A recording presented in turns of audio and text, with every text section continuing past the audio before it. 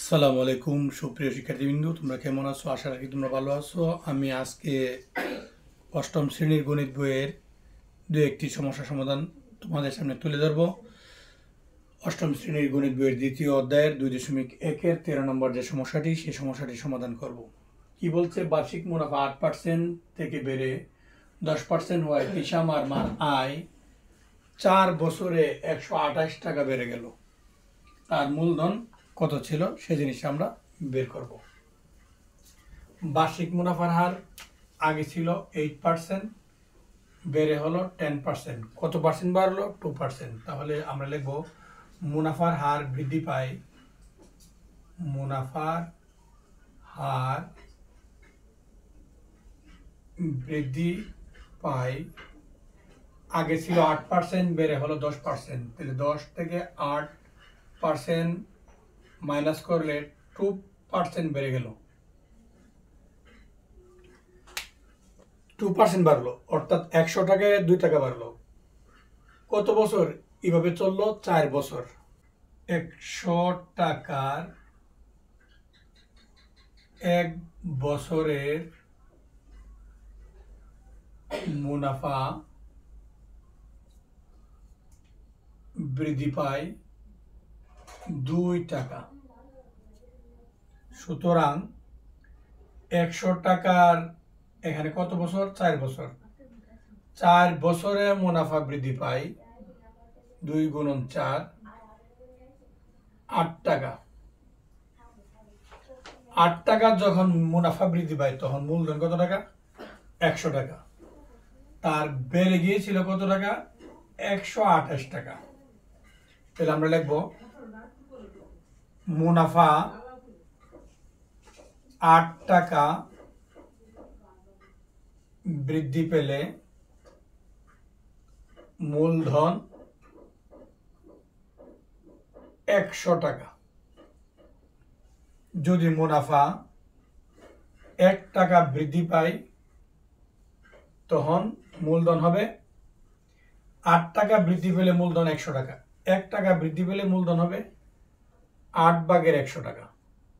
8 টাকার স্থলে যখন 1 টাকা চলে আসবে তখন এদিকে টাকার পরিমাণও কমবে।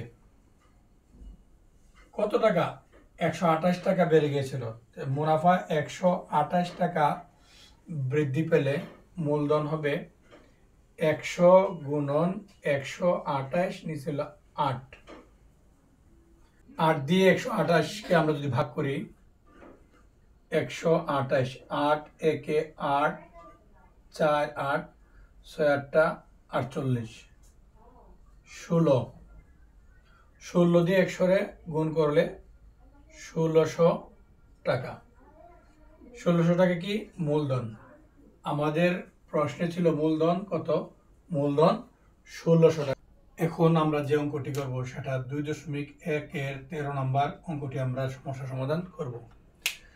কোনো আসল 3 বছরে মুনাফা আসলে 1578 টাকা এবং 5 বছরে মুনাফা আসলে 1830 টাকা হয়। আসল ও মুনাফার হার নির্ণয় করো।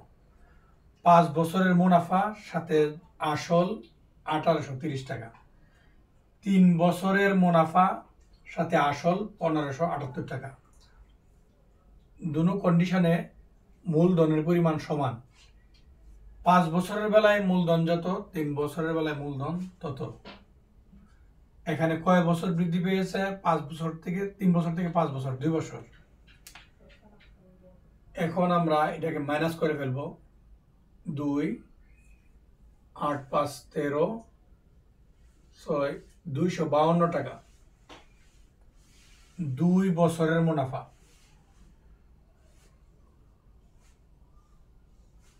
252 টাকা। তাহলে 1 বছরের মুনাফা হবে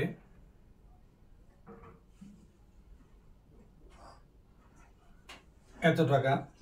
3 বছরের মুনাফা হবে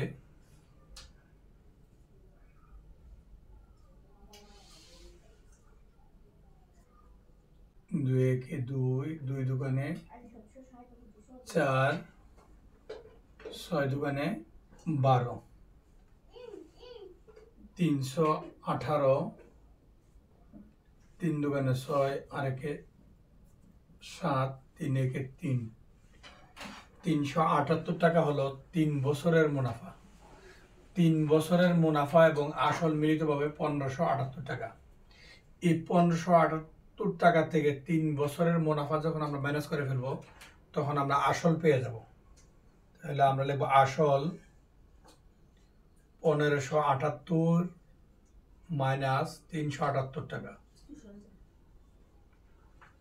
1578 থেকে 378 মাইনাস করলে আমরা পেয়ে যাব 1200 টাকা।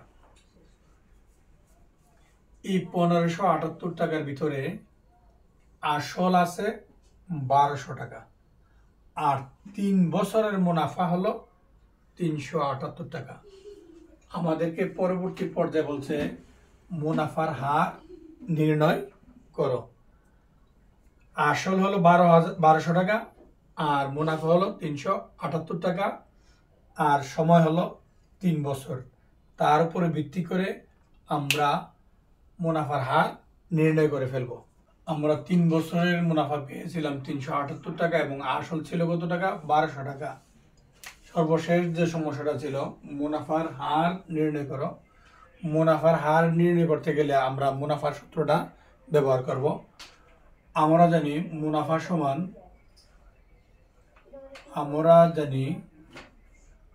মুনাফা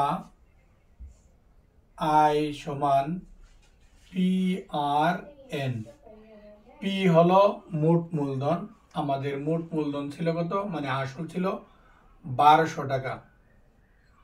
আর হলো মুনাফার হার। আমাদের প্রশ্নপত্রে আছে মুনাফার হার নির্ণয় করো।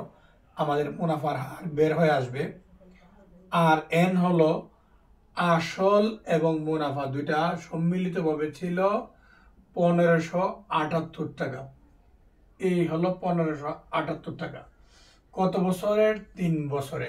আমরা এখানে এন এর জায়গাতে আমরা লিখব 3, আর মুনাফা বের হয়েছিল 378 টাকা। আমরা আয়ের স্থলে 378 টাকা লিখব। এখন আর এর মান যখন আমরা বের করতে যাব, আর এর সাথে আছে 1200 টাকা এবং তার সাথে গুণ অবস্থায় আছে 3 টাকা, আর এখানে আছে 378 টাকা। যখন আমরা আর এর মান বের করতে যাব অর্থাৎ রেট অফ ইন্টারেস্ট, সেক্ষেত্রে আমরা এখানে 100 গুণন করব।